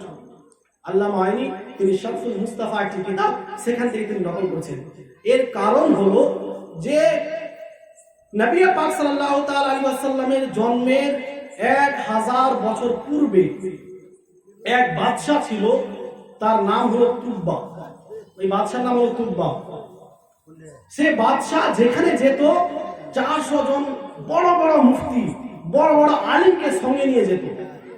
ওই বাদশা মুসলিম ছিল, আপনার দিনদার ছিল। তো সে যেখানে যেত এই আলিম আর মুফতিদেরকে 400 জনকে সঙ্গে নিয়ে যেত। সে একবার মক্কা শরীফে সে একবার গেল, 400 জন মুফতি, 400 জন আলিম তার সঙ্গে আছে। যখন মক্কা থেকে মদিনায় তারা ঘুরতে আসলো, তো মদিনায় এবার এসে যখন তারা চারদিকে ঘোরাফেরা করলেন, তো এই 400 জন মুফতি, 400 জন আলিম তিনারা এবার বললেন যে আমরা আর ফিরে আমাদের দেশে যাব না, আমরা এখানেই এবার থাকবো, আমরা এখান থেকে যাবো না। ওই বাদশাহ যার নাম তুব্বা, সে জিজ্ঞেস করলো যে তোমরা তো আমার সঙ্গে সব জায়গায় ঘোরাফেরা করেছো, তোমরা এখান থেকে যাবে না, তার কারণটা কি? সালাম আন সিররি যালিক, গোপনীয় যেই কথা তারা সেখান থেকে যাবে না কেন, এটা সে জানতে চাইল। তো তারা বলল, এই সকল আলিমেরা, যে নাজিদু ফি কুতুবিনা ইসমুহু মুহাম্মদ, আমাদের কিতাবের মধ্যে আমরা একজন ব্যক্তিকে পেয়েছি যার নাম হবে মুহাম্মদ, সে ব্যক্তি এই মদিনায় আসবেন, বলে সুবহানাল্লাহ। তো আমরা চাইছি লাআল্লাহু আন আলকাহু, আল্লাহ তাআলা যদি চায় তো তার সঙ্গে আমাদের সাক্ষাৎ হবে। যদি আল্লাহ তাআলা চায়, আমাদের আশা, আমাদের ইচ্ছা যে আমরা এখান থেকে যাব না, আল্লাহ তাআলা যদি চায় তো এখানে মুলাকাত হয়ে যেতে পারে ওই নবীর সঙ্গে। এই জন্য ওই নবীর শহরে যেহেতু আমরা চলে এসেছি, তো এখান থেকে আর আমরা যাব না। মদিনা শরীফের অবস্থা সেই সময় ছিল, সেখানে কোনো বাড়িঘর ছিল না, ফাঁকা মাঠ, কোনো বাড়িঘর নেই। তো যখন ওই 400 জন আলিম বললেন যে আমরা এখান থেকে যাব না, কেননা এই জায়গাতে একজন নবীর আগমন হবে, মক্কায় তার জন্ম হবে আর হিজরত করে সে মদিনা আসবে, তো আমরা চাইছি এখান থেকে আর আমরা যাব না। সেই বাদশাহ আশিক রাসূল ছিলেন, সেই বাদশাহ বলল যে যেহেতু তোমাদেরকে আমি কোনোদিন ছাড়িনি, অতএব তোমাদেরকে ছেড়ে আমিও এখান থেকে আর যাব না। বলুন সুবহানাল্লাহ। দেখুন নবী পাক সাল্লাল্লাহু তাআলা আলাইহি ওয়াসাল্লামের আগমনের জন্য কত আনন্দ তারা প্রকাশ করছে, কত আপনার ইচ্ছা আকাঙ্ক্ষা তাদের যে আমরা যেন নবী পাক সাল্লাল্লাহু তাআলা আলাইহি ওয়াসাল্লামের দিদার করতে পারি। সংক্ষেপে আমি বলে শেষ করছি। তো যখন বললেন যে আমরা এখান থেকে যাব না, তো ওই বাদশা তুব্বা তিনি বললেন যে এখানে তো বাড়ি ঘর কিছুই নেই, তো আমরা থাকবো কেমন করে? তিনি করলেন কি, বানা লাহু লিকুল্লি ওয়াহিদিন দারান, যত আলিম ছিল 400 জন সকলের জন্য এক একটি করে বাড়ি দিন তৈরি করে দিলেন। সুবহানাল্লাহ। এই সমস্ত কিসের জন্য হচ্ছে? আজকে যদি আমরা লাইটিং নিজের বাড়িতে লাগিয়ে দিই তো এতে বিদআত আর নাজায়েজের ফতোয়া। আরে 400 জন আলিমের জন্য বাড়ি তৈরি করা হচ্ছে, এটা কিসের কারণে? শুধুমাত্র রাসূল কারীমের আগমনের জন্য, নবী পাক সাল্লাল্লাহু আলাইহি ওয়াসাল্লামের ইচ্ছায় নবী পাক সাল্লাল্লাহু আলাইহি ওয়াসাল্লাম এখানে আসবেন। ওই 400 জন আলিমের জন্য এক একটি করে বাড়ি তৈরি করলেন। আর ওই 400 জন আলিম কিন্তু বিয়েও করেনি এর পূর্বে। কিতাবের মধ্যে এসেছে তিনারা কেউ বিয়ে করেনি, খুব পরেজগার লোক ছিলেন, তিনারা মুত্তাকি লোক ছিলেন। তো ওই বাদশা তুব্বা তিনি ভাবলেন যে এখানে তো কোনো বস্তি নেই, কোনো আবাদি নেই, কোনো মানুষ নেই, তো এখানে আমরা যদিও বা না থাকি, বলা তো যাবে না কখন ওই নবীর আগমন এই জায়গায় ঘটবে, তো আমরা যদি না থাকি তো আমাদের সন্তানেরা থাকবে, আমাদের সন্তানেরা থাকবে, আমাদের বংশের কেউ থাকবে, তারা তার সঙ্গে সাক্ষাৎ করবে। এই জন্য আমাদের কাজ করা কি, আমরা একটি কাজ করবো, সকলের আলিমের আমরা বিয়ে এখানে দিয়ে দেবো। ওই বাদশা তুব্বা তিনি সকল আলিমের জন্য এক একটি করে মেয়েকে ক্রয় করলেন। আগে ক্রয় করলেন টাকা দিয়ে, তারপর আবার আজাদ করে দিলেন, আর প্রত্যেকটি আলিমের সঙ্গে ওই এক একটি মেয়ের বিয়ে দিয়ে দিলেন। বলুন সুবহানাল্লাহ। এসব শুনুন কিসের জন্য? শুধুমাত্র নবী পাক সাল্লাল্লাহু আলাইহি ওয়াসাল্লামের আগমনের জন্য এই সমস্ত জিনিস করা হচ্ছে। প্রত্যেক আলিমের বিয়ে দিয়ে দিলেন এক একটি মেয়ের সঙ্গে। তারপরে নবী পাক সাল্লাল্লাহু তাআলা আলাইহি ওয়াসাল্লামের আগমনের খুশিতে ওই বাদশা তিনি করলেন কি, যে সকলের জন্য তো এক একটি করে ঘর হয়ে গেল। এবার নবী করিম সাল্লাল্লাহু আলাইহি ওয়াসাল্লাম যে দুনিয়াতে আসবেন, তিনার জন্য তো একটা ঘর হওয়া দরকার। বলুন সুবহানাল্লাহ। আরে এখনো আগমন হয়নি, কিন্তু রাসূলের পাকের প্রেমে এত পাগল হয়ে আছে যে এখনো কয় হাজার বছর পর আসবে কোনো গ্যারান্টি নাই, কিন্তু ভালোবাসায় এত পাগল যে এখন থেকেই তার জন্য বাড়ির জন্য প্রস্তুত হয়ে আছে তৈরি করে। ওই বাদশা একটি বাড়ি তৈরি করলেন। এক হাদিসের মধ্যে এসেছে বানা লাহু দারান, তার নবী পাক সাল্লাল্লাহু আলাইহি ওয়াসাল্লামের জন্য একটি বাড়ি তৈরি করলেন। সেই বাড়িতে আবার দোতলা ছিল। এবার তিনার ইচ্ছা আকাঙ্ক্ষা যে যদিও বা আমি না থাকি, আমার সন্তান না থাকে, তো এই বাড়িতেই, যেই বাড়ি আমি নবী পাক সাল্লাল্লাহু আলাইহি ওয়াসাল্লামের জন্য তৈরি করছি, এই বাড়িতেই যেন নবী পাক সাল্লাল্লাহু আলাইহি ওয়াসাল্লাম থাকে যখন তিনি মক্কা থেকে মদিনায় হিজরত করবেন। এবার তিনি বললেন যে এই উট হযরত আবু আইয়ুব আনসারীর বাড়িতে যে বসেছে গেটে, এটা বিনা কোনো কারণে বসেনি, বরং ওই বাদশা তুব্বা যে 2 তলা বাড়ি বানিয়েছিলেন ওই বাড়ি এখনো পর্যন্ত আছে, আর এখন সেটা হযরত আবু আইয়ুব আনসারীর ভাগে আছে। এই জন্যই সেই উট আবু আনসারীর বাড়ির দরজায় দাঁড়িয়ে ছিল। সুবহানাল্লাহ। আরে শোনো, যারা নবী পাক সাল্লাল্লাহু আলাইহি ওয়াসাল্লামের জ্ঞানের উপর আপত্তি করো, যে রাসূলের জ্ঞান তো জানোয়ারের মতো, গরু ছাগলের মতো, নবী করিম যে উটের মধ্যে সফর করে এসেছিলেন সেই উটও জানেন যে এই বাড়িতে নবী পাক সাল্লাল্লাহু আলাইহি ওয়াসাল্লাম। সুবহানাল্লাহ, সুবহানাল্লাহ। সেই উটেরও তার জ্ঞান আছে, সেই উটও জানে যে এই বাড়ি রাসূলের কারীমের জন্য তৈরি করা হয়েছে, এই জন্য আমি এখানেই বসবো, অন্য কোনো বাড়ির গেলে বসবো না। তো নবী পাক সাল্লাল্লাহু আলাইহি ওয়াসাল্লামের সবারই কত জ্ঞান, 1000 বছর পূর্বে ওই বাড়ি তৈরি করা হয়েছিল, আর সেই উট সেখানেই এসে বসে। এবার নবী করিম সাল্লাল্লাহু তাআলা আলাইহি ওয়াসাল্লামের জন্য যে তারা বাড়ি তৈরি করেছিলেন, তখন ওই বাদশা একটি চিঠি লিখেছিলেন যে এই চিঠি যেন নবী পাক সাল্লাল্লাহু আলাইহি ওয়াসাল্লাম পর্যন্ত দিয়ে দেওয়া হয়, তিনার কাছে যেন পৌঁছে দেওয়া হয়। আমরা থাকবো না, আমরা সন্তানেরা, এরকম করতে করতে যেন এই চিঠিটা নবী পাক সাল্লাল্লাহু আলাইহি ওয়াসাল্লামের কাছে পৌঁছে দেওয়া হয়। ওই চিঠি লিখলেন বাদশা, আর ওই চিঠিতে লিখলেন সাহিত্যু আন্না মুহাম্মাদান সাল্লাল্লাহু আলাইহি ওয়াসাল্লাম রাসূলুম মিনাল্লাহ। ওই বাদশাহ তুব্বা সে চিঠি লিখলো যে আমি সাক্ষ্য দিচ্ছি মুহাম্মদ সাল্লাল্লাহু আলাইহি সাল্লাম তিনার যে আগমন হবে তিনি আল্লাহর নবী হবেন। তিনি এই সাক্ষ্য দিয়ে সেখানে আপনার মোহর মারলেন। হাদিসের মধ্যে এসেছে খাতামাহু বিযাহাব, ওই যে মোহর মেরেছিলেন তো সোনার মোহর মেরেছিলেন। কত আশিকে রাসূল আমরা মোহর মারি খালিফা ইত্যাদি দিয়ে, কিন্তু আশিকে রাসূলের তো ছিল যে সোনার মোহর মারলেন। তার মানে বোঝা গেল রাসূলের ভালোবাসায় যদি কোনো কাজ বাড়িয়ে করা হয় এটা ফুজুল খরচি হয় না, বরং এটা জায়েজ ও মুস্তাহাব। তো তিনি সোনার মোহর মেরেছিলেন আর তারপরে তিনি দিয়ে দিয়েছিলেন যে আমার পর ধাপে ধাপে এই চিঠি যেন নবী করিম সাল্লাল্লাহু আলাইহি ওয়াসাল্লাম পর্যন্ত পৌঁছে যায়। যখন নবী পাক সাল্লাল্লাহু আলাইহি ওয়াসাল্লাম দাঁড়ালেন তখন নবী পাক সাল্লাল্লাহু তাআলা আলাইহি ওয়াসাল্লামের কাছে এক ব্যক্তি দাঁড়িয়ে ছিলেন। নবী পাক সাল্লাল্লাহু তাআলা আলাইহি ওয়াসাল্লাম ওই ব্যক্তিকে জিজ্ঞেস করলেন যার কাছে চিঠি ছিল, বলুন সুবহানাল্লাহ। মানে ওই বাদশা 1000 বছর পূর্বে যে চিঠি লিখেছিল ধাপে ধাপে ধাপে ওই চিঠি এক ব্যক্তির কাছে আছে, তার নাম হলো আবু লাইলা। নবী পাক সাল্লাল্লাহু আলাইহি ওয়াসাল্লাম প্রথমবার মদিনায় হিজরত করে আসলেন। তিনি কাউকে চিনেন না, কার সঙ্গে সাক্ষাৎ হয়নি, এই তো কেবল উঠ থেকে নেমেছেন। তিনি যখন এক ব্যক্তিকে দেখলেন ফালাম্মা রাহু কালা আনতা আবু লাইলা। নবী পাক সাল্লাল্লাহু তাআলা আলাইহি ওয়াসাল্লাম এক ব্যক্তির দিকে তাকিয়ে বললেন যে তোমার নাম আবু লাইলা না? বলেন সুবহানাল্লাহ। কোন সাক্ষাৎ হয়নি, তিনি বললেন তোমার নাম আবু লাইলা। আর ওয়াফি এবং বললেন যে ওয়া মাকা কিতাবু তুব্বা, তোমার কাছে তুব্বা বাদশার চিঠি আছে। বলেন সুবহানাল্লাহ। তিনি তো আগে আগমন করেনি, কোনো খবর নেই, কিন্তু গায়েবের সংবাদদাতা নবী তিনি বললেন যে তোমার নাম আবু লাইলা, তোমার কাছে ওই চিঠি আছে, ওই চিঠি আমাকে দাও। সে ব্যক্তি আশ্চর্য হয়ে জিজ্ঞেস করলেন যে আপনি কে?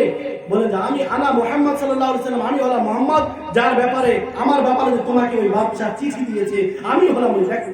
নবী পাক সাল্লাল্লাহু তাআলা আলাইহি ওয়াসাল্লামকে যখন ওই চিঠি দেওয়া হলো তখন নবী পাক সাল্লাল্লাহু তাআলা আলাইহি ওয়াসাল্লাম বললেন মারহাবা বিতুব্বা, এই তুব্বা বাদশা, তুমি যে আমাকে এত ভালোবেসেছিলে, আমার জন্য 400 বাড়ি তুমি তৈরি করেছিলে, 400 মেয়েকে ক্রয় করে তাদেরকে আযাদ করেছিলে, এই ভালোবাসার জন্য তোমাকে মারহাবা জানাচ্ছি। বলো সুবহানাল্লাহ। তারপরে ওই বাদশার ব্যাপারে কিছু লোকের ভুল ধারণা ছিল, তারা অনেক সময় গালাগাল করতো ওই বাদশা তুব্বাকে। নবী পাক সাল্লাল্লাহু তাআলা আলাইহি ওয়াসাল্লাম নারে তাকবীর, নারে রিসালাত, ইয়া রাসূলুল্লাহ, নারে রিসালাত, গৌস का दामन, खाजा का दामन, हजरत अल्लामा मौलाना शाहजान कादरी साहिब, नारे तकबीर, नारे रिसालत, या রাসূলুল্লাহ। তো নবী পাক সাল্লাল্লাহু তাআলা আলাইহি ওয়াসাল্লাম তিনি তখন বললেন যে লা তাসুব্বু তুব্বা, তোমরা কেউ তুব্বা বাদশাকে গালাগাল করিও না, কেউ খারাপ মন্তব্য করিও না। সে আমার প্রতি ঈমান নিয়ে এসেছে এবং আমাকে রাসূল বলে সে সাক্ষ্য দিয়ে দিয়েছে। তো আজকে আমরা তো 1450-1500 বছর পরে ঈদ মিলাদুন নবী পালন করছি। কিছু আশিক এরকম ছিল নবী পাক সাল্লাল্লাহু আলাইহি সাল্লামের জন্মের 1000 বছর পূর্বেও ঈদ মিলাদুন নবী পালন করেছে নবী পাক সাল্লাল্লাহু আলাইহি সাল্লাম আশিকে রাসূল হওয়ার জন্য। এই জন্য অবশ্যই এই ঈদ মিলাদুন নবী পালন করা প্রত্যেক মুমিনের, প্রত্যেক আশিকে রাসূলের কর্তব্য। নবী পাক সাল্লাল্লাহু আলাইহি সাল্লামের আগমনের জন্য আমরা খুশি পালন না করব তো কে করবে? এই জন্যই তো এক হাদিসের মধ্যে এসেছে যে যখন নবী পাক সাল্লাল্লাহু আলাইহি সাল্লামের জন্মগ্রহণ হলো তখন শয়তান ক্রন্দন করছিল, আর তখন সে বলল যে ওয়ালাদা লাইলাতা ওয়ালাদুন ইয়াফসুদু আমরুনা, এই রাতে এক সন্তান জন্মগ্রহণ করবে যে আমাদের সমস্ত রকমের কাজকর্ম ধ্বংস করে দেবে। বলো সুবহানাল্লাহ। মানে আমরা যে লোককে বিভ্রান্ত করছি, এই বিভ্রান্ত থেকে সে বাঁচাতে চাইবে লোককে, সে লোককে বাঁচাবে, আমাদের বিভ্রান্তে যেন কেউ না পড়ে। তো শয়তান তখন ক্রন্দন করছিল। তো আজকাল যারা আফসোস করছে এরা অবশ্য শয়তানের অনুসরণ করছে, আর যারা নবী পাক সাল্লাল্লাহু আলাইহি ওয়াসাল্লামের আগমনে খুশি পালন করছে এরা অবশ্যই সাহাবায়ে কেরামদের সুন্নতের প্রতি আমল করছে। এই জন্য আল্লাহ তাআলা যেন আমাদেরকে প্রত্যেক বছর ঈদ মিলাদুন নবী পালন করা তৌফিক দান করেন, নবী পাক সাল্লাল্লাহু তাআলা আলাইহি ওয়াসাল্লামের সঙ্গে ভালোবাসা রাখার তৌফিক দান করেন। কেননা রাসূল পাক সাল্লাল্লাহু আলাইহি ওয়াসাল্লামের ভালোবাসা ছাড়া কেউ পরিপূর্ণ মুমিন হতে পারবে না। লাস্ট একটি হাদিস আপনার বুখারী শরীফ খ্রিস্টান 7 নবী পাক সাল্লাল্লাহু তাআলা আলাইহি ওয়াসাল্লাম বলেন লা ইউমিনু আহাদুকুম হাত্তা আকুনা আহাব্বা ইলাইহি মিন ওয়ালিদিহি ওয়া ওয়ালাদিহি ওয়ান নাসি আজমাইন। তোমাদের মধ্যে কোন ব্যক্তি ততক্ষণ পর্যন্ত পূর্ণ মুমিন হতে পারবে না যতক্ষণ পর্যন্ত আমাকে নিজের সন্তান সন্ততি আপনার নিজের পিতামাতা এবং মানুষের সমস্ত মানুষ চাইতে বেশি আমাকে ভালোবাসবে। বলুন সুবহানাল্লাহ। সমস্ত মানুষ চাইতে পিতামাতা থেকে নিজের সন্তান থেকেও যে ব্যক্তি রাসূলের পাককে ভালো না বাসবে সে ব্যক্তি পরিপূর্ণ মুমিন হতে পারবে না। এই জন্য আমাদেরকে অবশ্যই রাসূলের পাক সাল্লাল্লাহু তাআলা আলাইহি ওয়াসাল্লামের সঙ্গে মহব্বত ভালোবাসা রাখতে হবে। আর এর সবচাইতে বড় যেটা চিহ্ন আমরা দিব সেটা হলো যে আমরা নবী পাক সাল্লাল্লাহু তাআলা আলাইহি ওয়াসাল্লাম কথার প্রতি আমল করব। তিনি যে সমস্ত কাজকর্ম করতে আমাদের বলেছেন তার প্রতি আমরা আমল করব। যে সমস্ত জিনিস থেকে তিনি আমাদের থাকতে নিষেধ করেছেন, বিরত থাকতে বলেছেন, সেই সমস্ত কর্ম থেকে আমরা দূরে থাকবো। এটাই হবে আসলে ভালোবাসা। যাই হোক, এখান থেকে আমি আমার বক্তব্য শেষ করলাম। ওয়া আখিরু দাওয়ানা আলহামদুলিল্লাহি রাব্বিল আলামিন। আসসালামু আলাইকুম ওয়া রাহমাতুল্লাহি ওয়া বারাকাতুহু।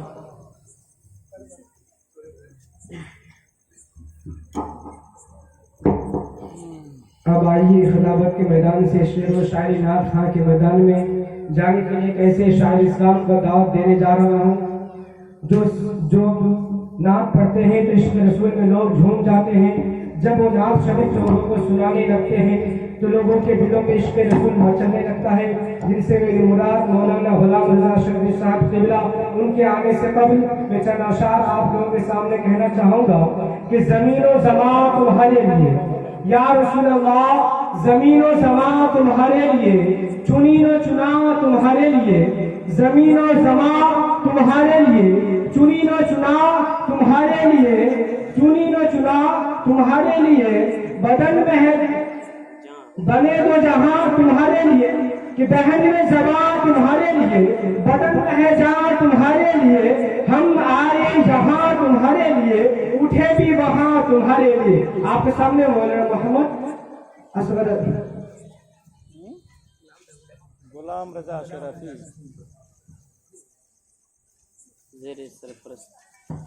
ज़ेरे सरपरस्ती नबी राय हुजूर अशरफुल औलिया